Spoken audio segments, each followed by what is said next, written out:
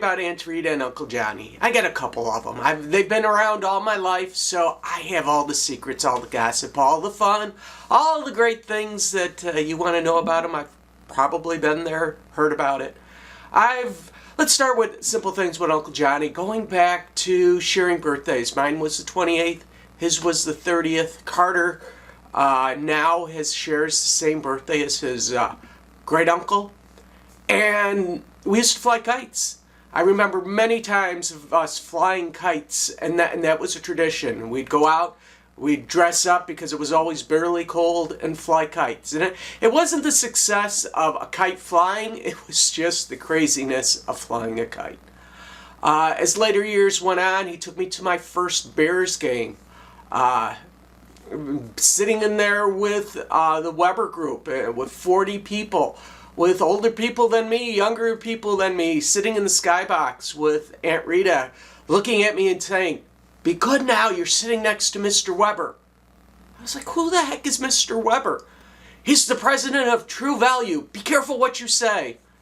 Aunt Rita was always worried about me bringing up that she was Polish, and I was very proud of that fact. And when I was around her co-workers, I could never really talk about being Polish. In fact, she used to laugh that after I would leave a football game, all the employees would call her Auntie Rita. Auntie Rita, Auntie Rita, Auntie Rita, because that's how we knew her. And she, in fact, appreciated when people called her Auntie Rita because that's how she introduced herself.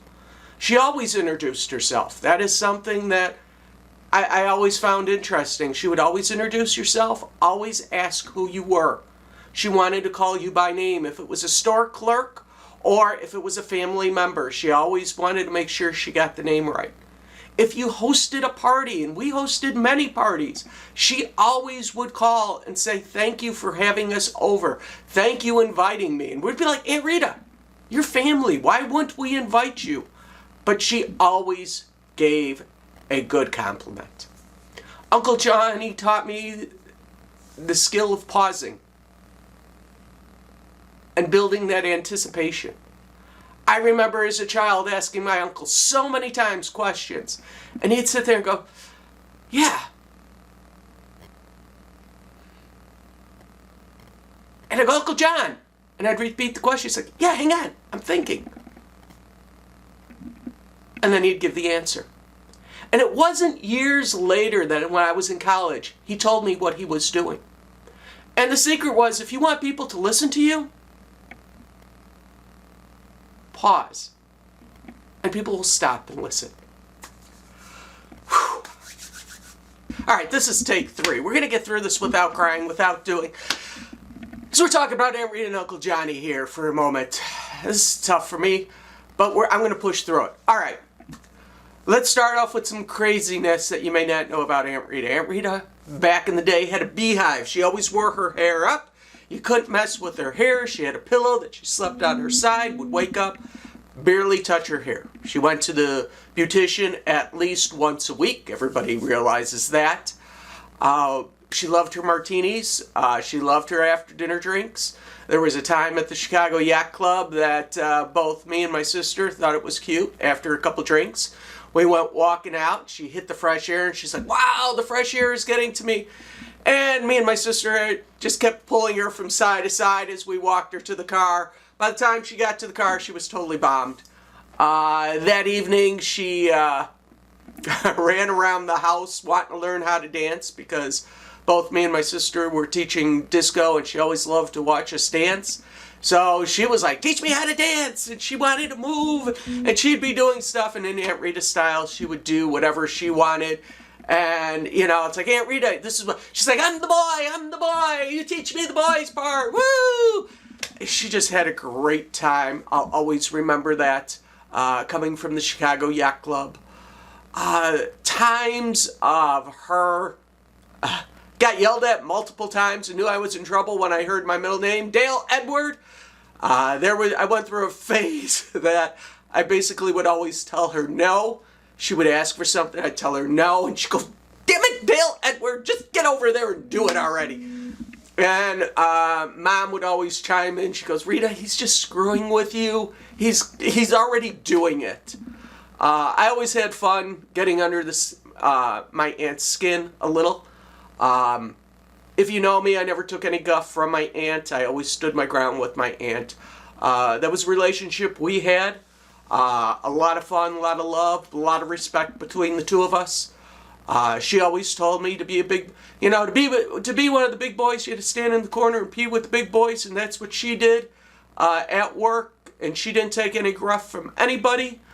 And that was brought on to me. I didn't take her gruff. I didn't take her comments. But that was Aunt Rita. She was straightforward to the point. Now, Uncle Johnny, on the other hand, he was slightly different. He was mellow. He was soft-going. He was quiet. He was easygoing.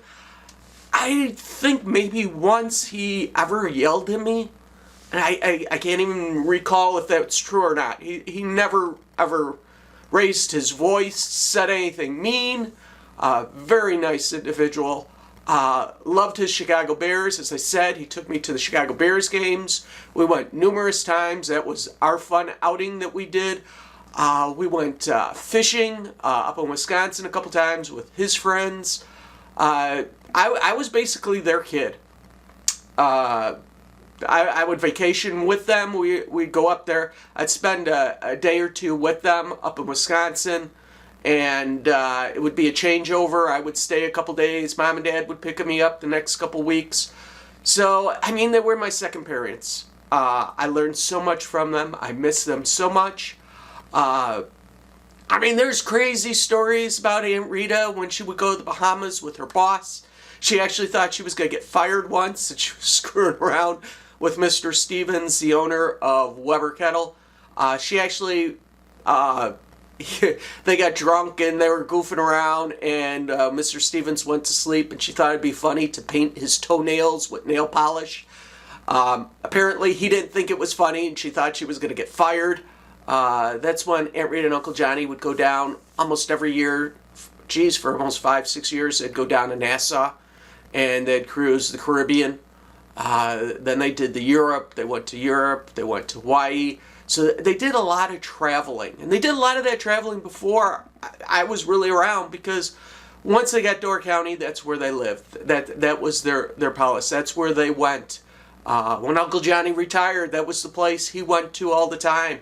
Aunt Rita was still working. He would go up there. In fact, this is how my uncle thought.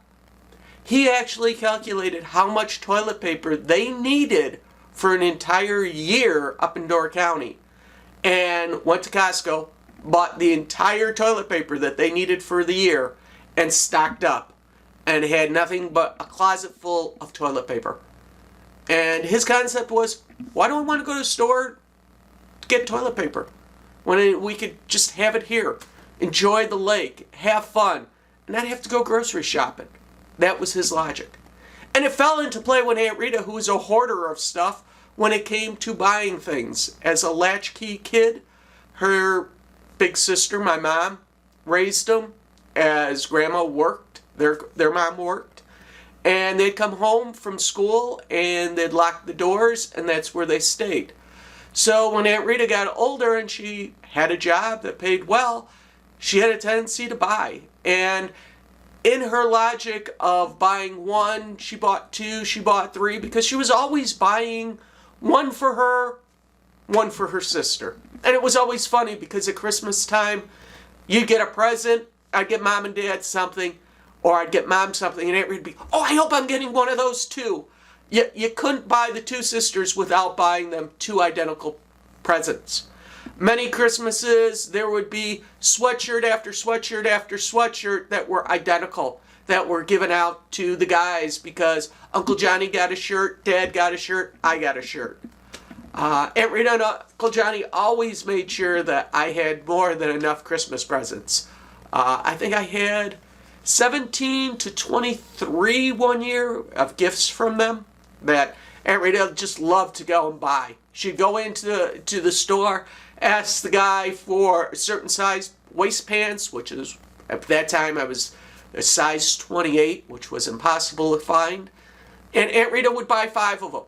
She'd buy the whole selection and then say, I need a shirt for each one, and then give me a tie for each one, and do you have a jacket for? And I would get a full outfit, and then she'd go, oh wait, we need socks too.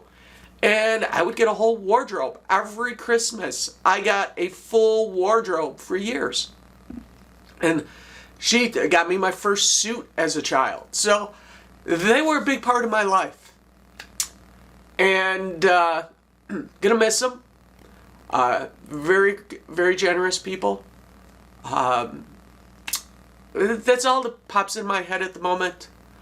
Thank you for coming out. We love them. And we miss you.